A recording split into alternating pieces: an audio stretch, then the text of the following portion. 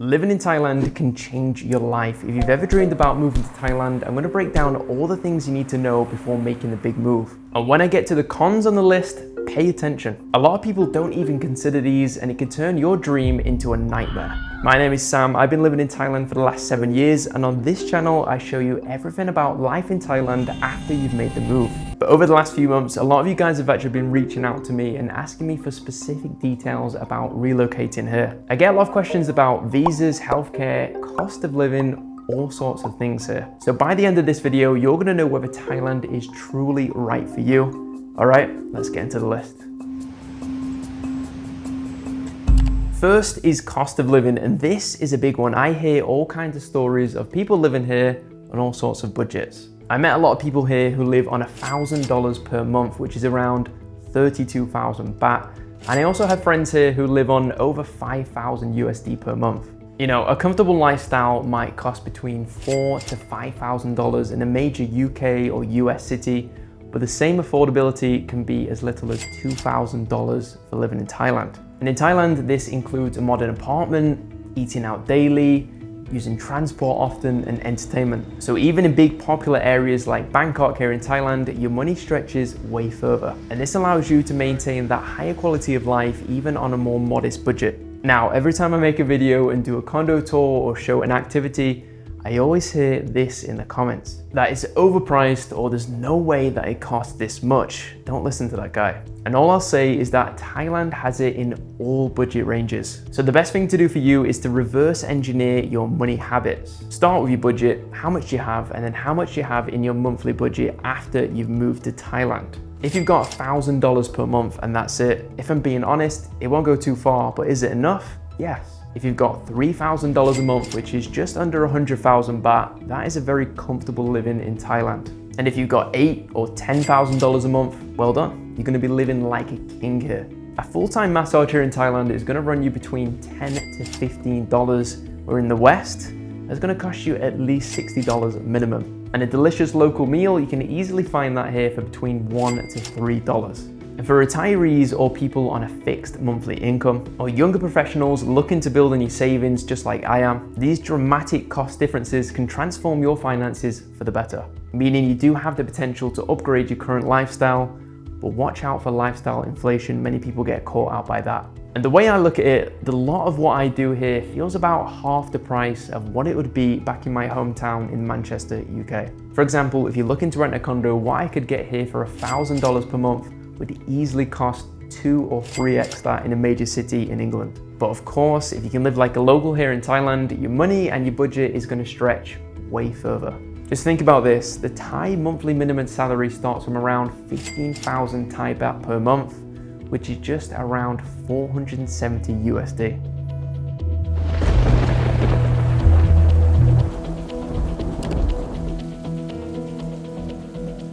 Thailand is hot. Really hot, pretty much all year round.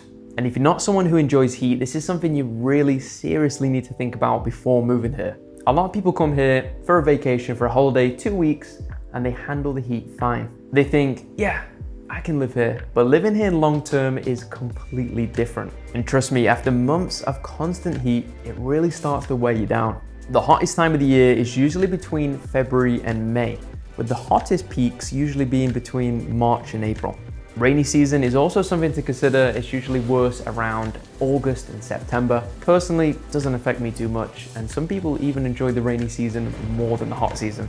But it's definitely something that can affect your experiences depending on your preferences. The best time of the year is usually November to January. The temperatures are cooler, the air quality is actually better, and it's generally the most comfortable time in terms of being in Thailand. And one more thing to keep in mind is the air pollution, especially what's known as the burning season here, and that runs from February until May. And in places like Bangkok and in the north in Chiang Mai, air quality can be really horrendous. So if you have respiratory issues and you're planning to stay in Thailand long term, it's something that you really need to consider. Number 4 is visa regulations, and definitely at times this can be one of the most challenging aspects about living here and staying here long term. Sometimes there's a lot of hoops to jump through, so they don't make it easy for you. But you do have retirement visas, Work visas if you're looking to start a small business or work for a company here. Educational visas if you want to study, elite visas for the wealthy, marriage visas too, and of course the DTV visa, which can keep you here for up to 5 years. I hate the process of visa renewal, but it's one of those things that has to be done. And it's a bit of a process and it doesn't happen overnight. So that's something to consider before moving here. No matter what, your visa situation can feel daunting at times. And I've met a lot of people who've come here wanting to live in Thailand, but couldn't end up figuring out the visa situation for themselves. They've ended up leaving because of that, and I've seen people come and go because of this all the time. But as daunting as it seems, just take your time and make sure you take care of your visa. You never overstay your visa, meaning you put your dates in your calendar and you stay on top of it. Number 5, safety. Is Thailand safe? A burning question that you would have asked yourself, I'm sure, on many occasions. So I've talked to many people out there who think Thailand is a third world country. They'll ask, can I walk out on the streets of Bangkok at night? Is someone going to drug me? All sorts of questions. And to answer this, I'm from the UK, and Thailand is the safest I've ever felt in a country, along with places like Singapore and Japan. And personally, I see Thailand as a very safe place to live. Now, of course, that doesn't mean it's completely crime-free. That would be silly to assume so.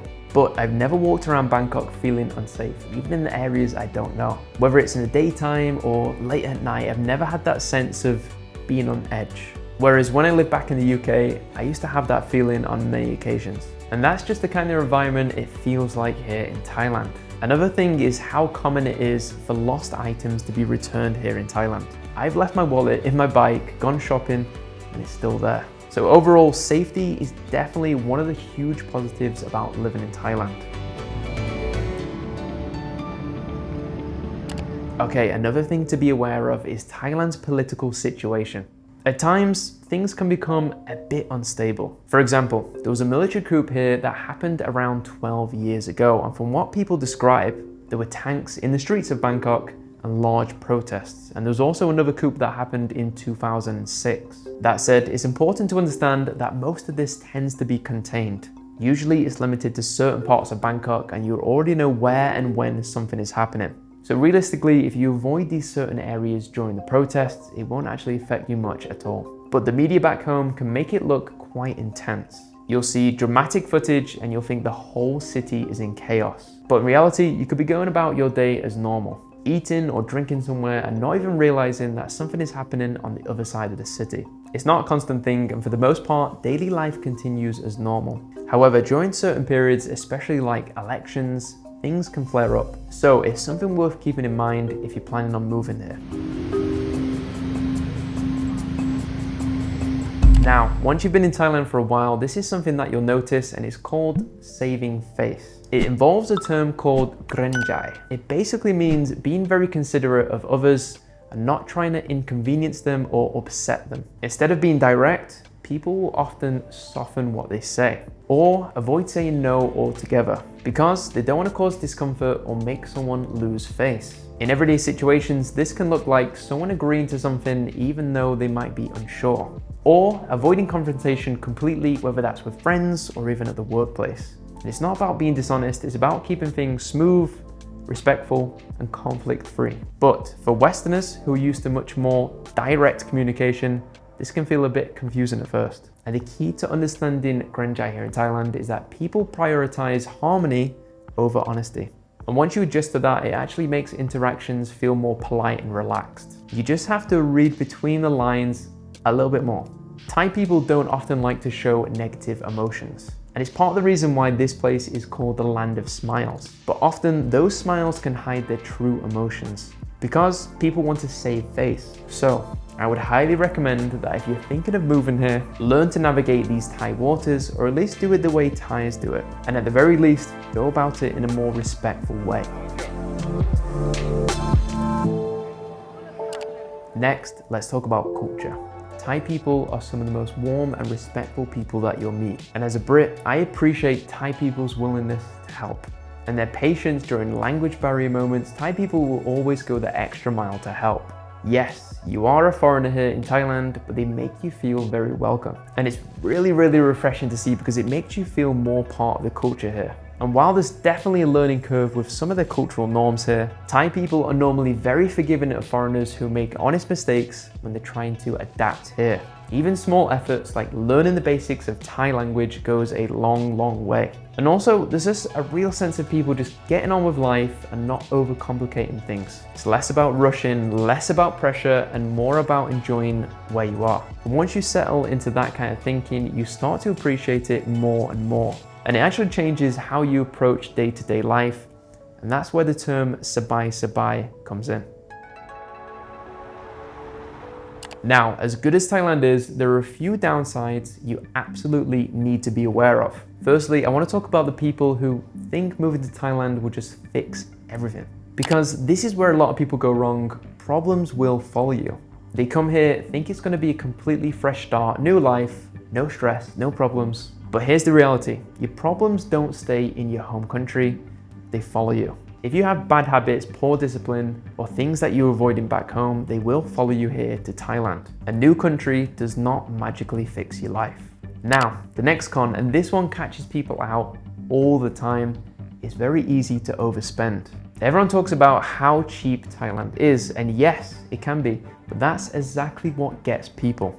Because everything feels cheap, you start saying things like, it's only 100 baht, or it's only 200 baht.